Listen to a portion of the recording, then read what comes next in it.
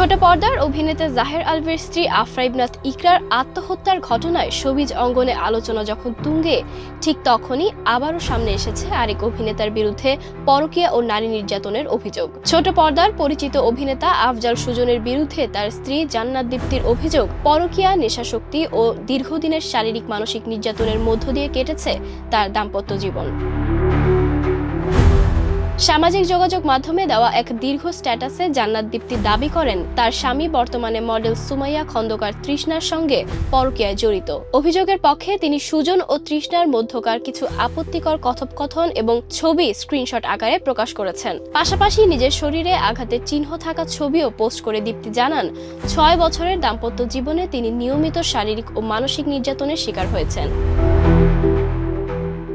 দীপ্তি মূলত দাবি করেন সুজন নিয়মিত মদ ও গাঁজা সহ বিভিন্ন নেশায় আসক্ত ছিলেন।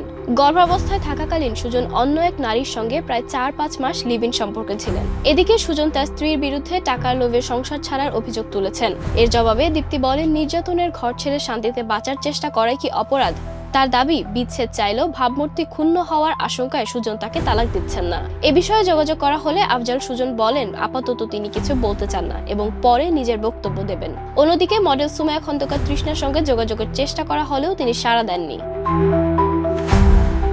উল্লেখ্য, 2018 সালে ঈগল মিউজিকের ব্যানারে অভিনয় জীবন শুরু করা সুজন বর্তমানে নিয়মিত নাটকে অভিনয় করছেন। অভিযোগ প্রকাশের পর সামাজিক যোগাযোগ মাধ্যমে তাকে ঘিরে সমালোচনা চলছে।